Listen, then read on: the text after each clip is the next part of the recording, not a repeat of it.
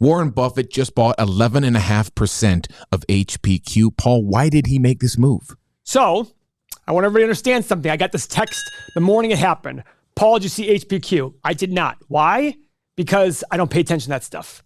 But keep in mind, I don't think Warren Buffett himself made this acquisition. People are arguing with me about it. We don't know exactly. Okay, Paul, so what do you think Buffett or the people at Berkshire Hathaway saw in this company? So let's take a look at the fight. Buffett's a very driven by the numbers kind of guy. He believes in moats in companies, but he also likes the numbers, and if something's cheap enough, he wants to buy it. So let's go to our community, 8 Pillars Software, HPQ. And people think about this and think, oh, boring company, right? So yeah, we laugh. This is Dunder Mifflin. I mean, they're making printers and printer paper. But okay. So guys, this is a $41 billion market cap. First pillar, we want the 5-year PE under 22.5. You're damn right. It is 9.9. So off the dribble, guys, I go, okay, this is starting to make a little bit of sense. This is a very cheap company. Pillar number 2, we want the 5-year return on invested capital greater than 9%. It is 54%. To what? Return on invested capital is a very important part to the Munger and Buffett process. They want to see how does the company earn a return on the money invested in the business. Pillar number 3, we want revenue growth over the last 5 years. 5 years ago, we had 52 billion. Last year, 63.5. Check mark there. Not big growth, not at all. What is that, 3 or 4% a year, 5% maybe? But the point is, if it's less sexy, people will be cheaper about it and not buy it. That could be an indicator. Well, if I look at the numbers going back even further, Paul, looks like this company's become They sold off divisions. Sold off divisions. Because this big drop is from selling off divisions. Keep going then. Pillar number 4, we want net income growth over the last 5 years. We scroll down a little bit, 2.5 billion to 6.5 billion. A little choppy on the way, though. It is a little choppy. It is a little choppy, but it's not like it's going from massive loss to massive gain to massive loss, etc. Pillar number 5, guys. We want to see if they're buying back shares. Buying back shares is an important part on cheap companies. They're taking their capital, buying shares back, and the existing shareholders, they're giving a bigger piece of the business to them by buying shares back.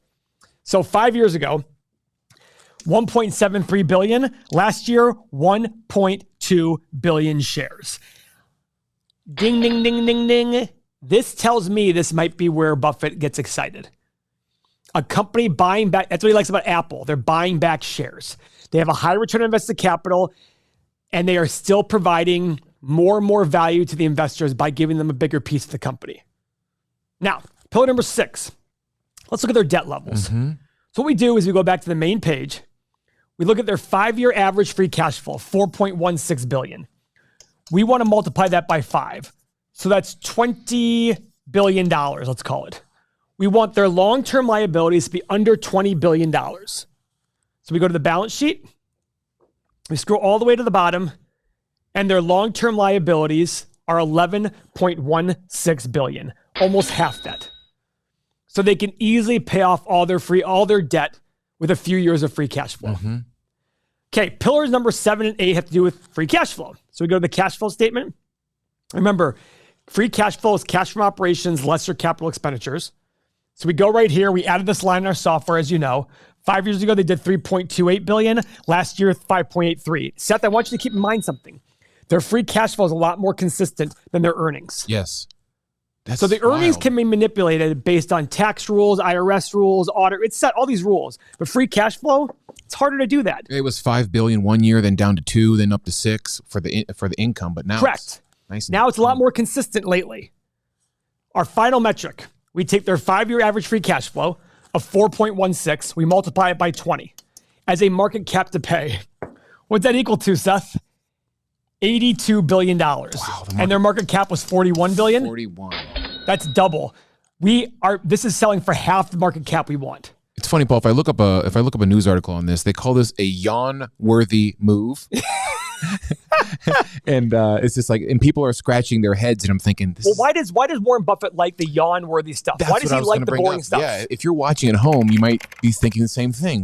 Because value investors find plays like this that they're not chasing down the other things people are chasing. If they're boring companies, guess what people are not doing? Buying them. They're not buying the stock. The stock is getting depressed. As the company grows and grows and grows, the stock stays down. That's what intrigues value investors. Let's go look at our 8 pillars here. All 8 pillars. Looks like Warren Buffett's been watching this YouTube channel. I think he has. Because spoiler alert, I own HPQ. I bought it at 27 a long time ago. I've been a proponent of it. If you pay attention to our chat community, I've been talking about it. That's why people blew up my phone. And guess what? I had no idea he bought those shares that morning. I was notified by friends and people in the community. And guess what I said? Oh, interesting. Did not affect me one way or the other.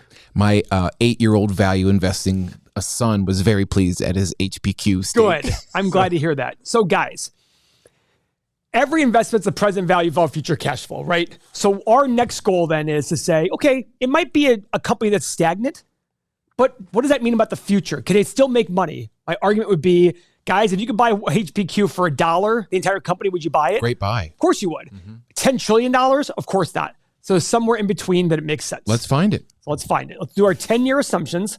Now, revenue growth.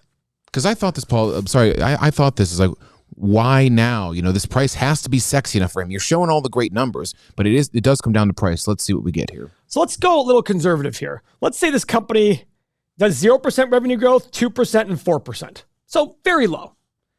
Very, very low. And keep in mind, this negative 6% for the last 10 years, they sold off divisions. And in the last 1 year, they did 12.5%. Last 5 years, 4.7 a year. You use these low numbers so we can really maintain a good downside risk. You know, make sure we're not overpaying. We want to pay a lot less for it. So I want to be conservative, but I also want to be realistic. Mm-hmm. Like to me, if I woke up 10 years from now and saw that HPQ, a printer company and a computer company, had the same revenue, I'd be like, okay, that makes sense. Mm-hmm. So the next line, profit margin. Now this is harder. The reason it's harder is because it's all over the board here, but it seems like it's getting better. So I'm probably going to go somewhere in the middle. I'm going to go 6, 7, and 8%. Seems fair. Free cash flow margin, I'm going to do the exact same thing. PE. Let's go 10, 12, and 14. It's still low, but a 10 PE and price to free cash flow for a company that's quote unquote dying, not bad. And then finally, guys, I do my 12.5% return because it gives me ample margin of safety and gives me a better return for buying an individual stock as opposed to investing brainlessly in an ETF, which is a great way to do it. So give yourself some better return to buy a stock specifically. Current price is $38. Analyze button. Look at that. Look at this. We have a low of 30 and a high of 62 with a middle of 44. Keep in mind, guys, I bought at 27. And I'm not saying that to brag. I'm just sitting there saying it was below my lowest number, and that's why I bought it. Mm-hmm. And with their buybacks, I was really intrigued.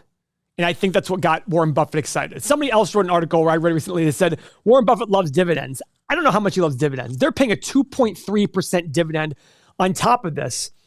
But I don't know how much. The bottom line is, all the free cash flow that HPQ gets in the next 10 years is either probably going to go out in dividends or in buying back shares. Either way, it's going to make a lot of investors happy.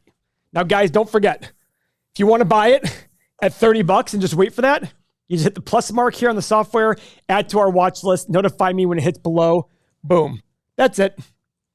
And then you go to and then when it hits $30.68, it'll notify you and you go in and buy your HPQ or analyze it again. Now remember, because I bought it, because Warren Buffett bought it, doesn't mean you go do it. We're trying to teach a process here, but if you apply this process to all investments in your life, you're going to do very, very well. If this process intrigues you, click on this video about the 8 pillars. We'll see you next time.